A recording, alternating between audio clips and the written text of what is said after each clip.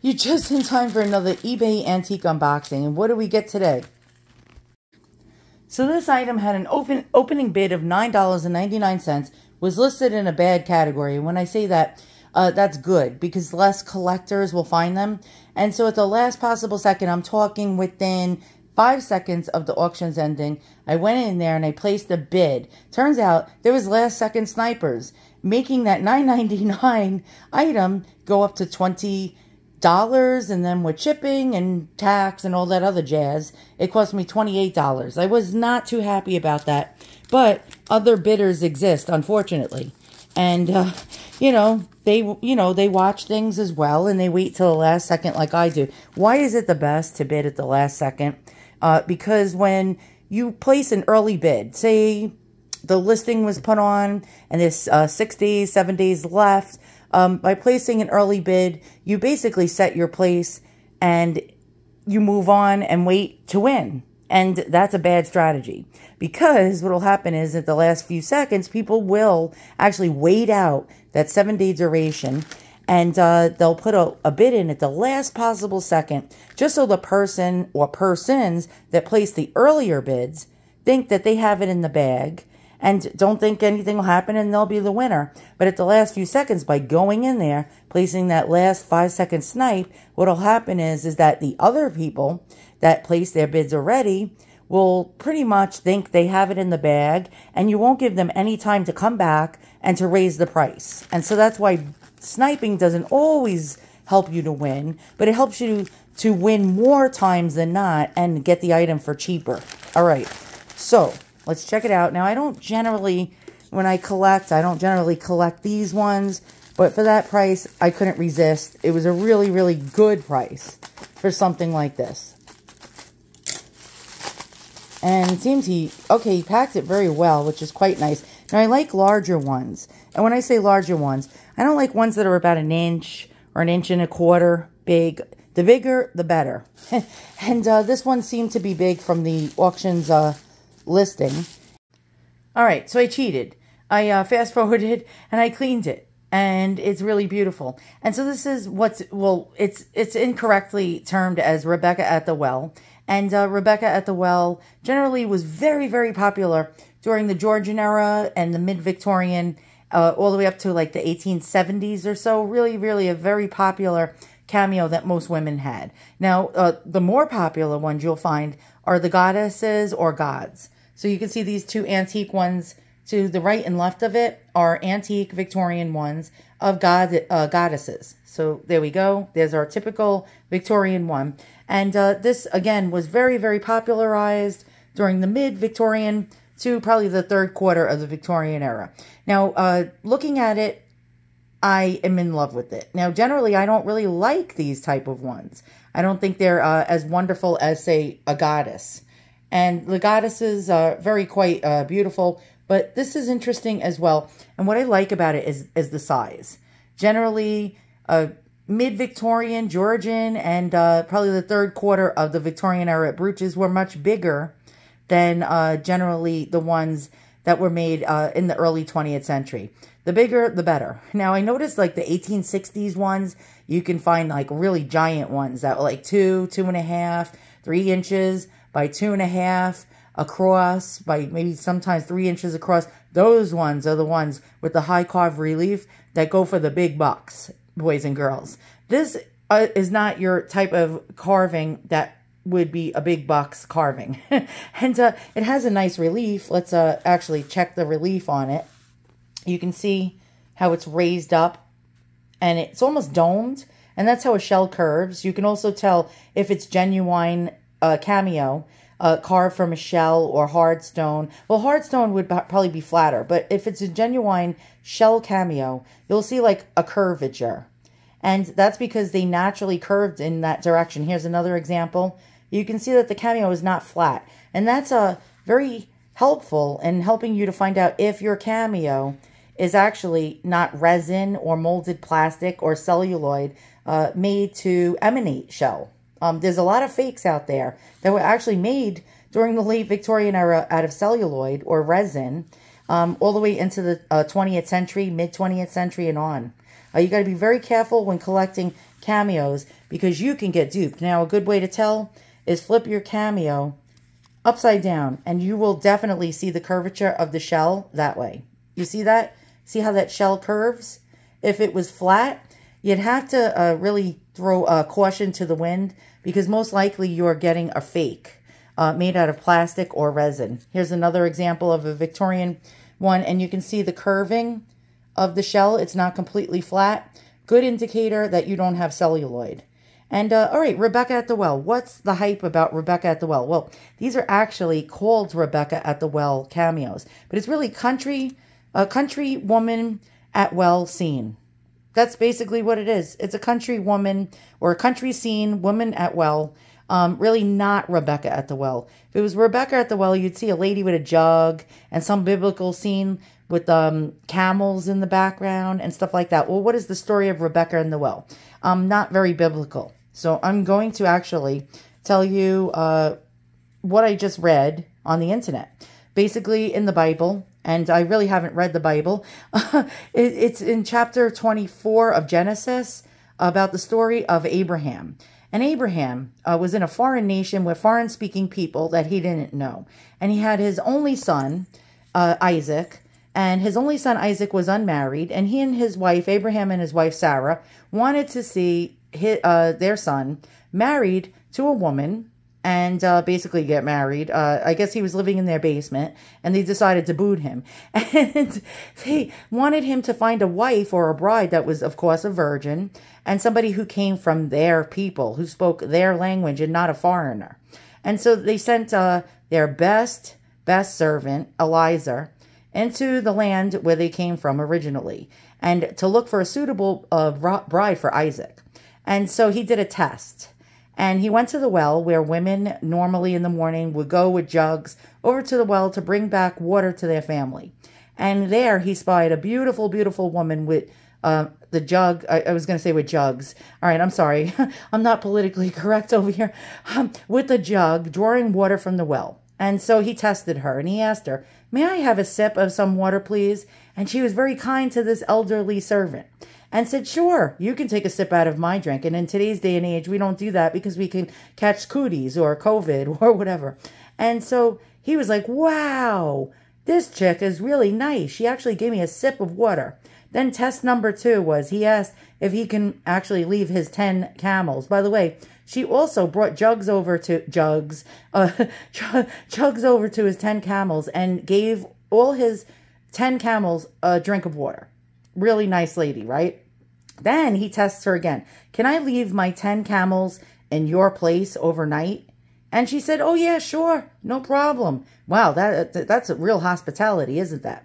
And so this guy says, "Ooh, it's a sign from God. This is the one. She's the lady I should bring back to Isaac as a bride and make them all happy." And so basically he asked her family for permission to bring her back. Well, he plied her with some baubles and jewels. So he gave her some earrings and gold jewelry. And then she said, "Oh yeah, I'll come back with you." With some weird elderly dude she doesn't even know. And the family said, "Yeah, no problem. Oh, he's got gold. Yeah, go ahead. Go with him." And so she goes back. They approve of her. And happily ever after, Isaac is married. Abraham and Sarah are happy. And that's the story of Rebecca at the Well. In under 5 minutes, I think. All right, because I figured you guys would be hitting the back button. So, but generally, these are country women at well scenes, and not Rebecca at the Well.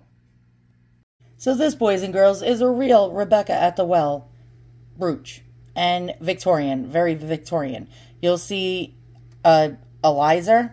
You'll see Rebecca. She's at the well. You see the jugs, and maidens, and so on and so forth. So this is a real Rebecca at the Well scene.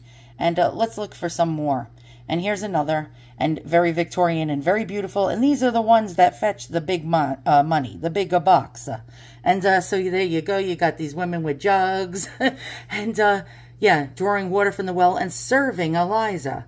And Eliza's like, "Yo, which one do I pick to bring back to Abraham?" And actually Isaac. And yeah. And here's another true Rebecca at the Well cameo, Victorian. And so yeah, people just call the ones like mine Rebecca at the Well. cameos wrongly. And here's another genuine Rebecca at the Well biblical scene cameo from the Victorian times. But wait, there's more. And here's another equally old cameo, high relief, on hardstone, sardonyx. And you see her giving Eliza a drink from her jugs. And, yeah, I'm sorry, I'm an asshole. And here's some more. Now, sometimes you will find the country girl at the well scene in these beautiful, beautiful pinchback, or maybe even sometimes precious gold frames, sometimes in rectangular shape or square. But generally, you will find them in oval. And here's a Victorian one as well. This one is Country Girl at the Well scene, not Rebecca at the Well. So what do these type of Rebecca at the Well, well, aka country woman or country girl at well scene cameos go for? Well, they were made into costume jewelry as well in the 20s, 30s, 40s, maybe even 50s. Those ones, you're not going to get like anything more than 30, 40 bucks for. But the Victorian ones are always highly sought after because people like the earlier versions of things. Here's an example of one, $250, 10 karat gold. Now, I tested mine. Turns out it's 12 karat gold. I could not believe it. Most of these older pieces are not marked. You'll get gold filled a lot of times, sterling silver, coin silver, or actual low carat solid gold, and unmarked. Now here's another example of when you see the word pinchback, that means it's not real gold. It's made to emanate real gold. And again, even though you can sort of consider this a costume piece, this was made about 1855, it's still quite nice. It's not your fine jewelry, but it looks like gold, and it actually is carved quite well, as you can see here. There we go. Being sold for 498 euros. Yikes. And is mine worth that? Well, prices are subjective. Basically, that's what I'm going to tell you. There's an ass for every seat and a seat for every ass. What one person's willing to pay, $498, another one will be like, suck it. I'm only going to pay 30 bucks for that on eBay, like me. Or 20 bucks like that, like I did on eBay. And then had to pay Uncle Sam tax, that bastard. He's always picking pockets, and shipping. Now on auctions. Now this is a whole different story for value. Anything like eBay, auction houses, not like Christie's or the highfalutin auction houses. We're talking like local, rural auction houses. Things don't go for as high. So, for example, this one over here, similar to mine, Rebecca at the Well, of course they call it that, but it's country girl scene, sold for $80 with 19 bids. Really, basically prices are subjective. Now, somebody on Etsy is selling one without even a frame for $550.50. Will they get that price? I'm going to tell you right now, yes. Eventually, somebody will be a taker at $550 and buy this. And we got another style, similar type of frame as mine, selling for $185. And on Poshmark, $190. And it's a Victorian one. And how could we tell? Well, we got the C-clasp, the pin juts out past the frame, and even though we have a round hinge, that's an early round hinge. This is probably circa 1890s. That's not a machine-made round hinge. Generally, earlier ones would be tube hinged, but there you go. $190. Now, my suggestion to you guys, if you're a flipper, an eBay reseller, do not flip these things on eBay because you only get 30, 20, 40, 50 bucks for these. If you sold it on a place like Ruby Lane, for example, here's one gold-filled Victorian, $225. On eBay, you would be lucky to see 30 bucks for this. So what is my verdict? My verdict is, like I said, there's an ass for every seat. If I had an Etsy shop still, which I don't, I refuse to sell my antiques anymore. It's not worth it. With all the taxes you have to pay the government when you sell each item. By the way, used items that were taxed 50 times over. And then the fees and the shipping costs and all the other crap. It's not worth my time anymore to sell things. But if I had an Etsy shop, I would sell this for between $250 to $275. And you might say, well, that's ridiculous. No one's going to buy it. Well, they will. because I've done this experiment for many, many years of actually taking the highest estimated retail value of the item that I had selling and adding a good 20 to 30 to 40% onto the price. And guess what I learned? The higher prices you put on your items, the more people want it badly enough because they think it's worth more. And that actually works. That got me sales. Like, for example, something worth $300, I would get $500 for it. If something was worth $600, I would get $900 for it. And did it take one day for it to happen? The answer is no. My shit would sit there for a good 6 months, a year, sometimes even 2 years. But I didn't care. I would just sit there, list 300 items, and just wait. At least I'd get 3 or 4 sales a week, really high sales. And so that is it. Do not list these things on eBay, because someone like me will come along, get it for really cheap, and then what people do is, and what I did on Etsy, is I'd buy my shit for really low on eBay, and then raise the price to the highest retail value, add 20, 30, 40% onto the price, and make money off of people flipping and reselling for really cheap on eBay. So that's it. You live, you learn, and yeah.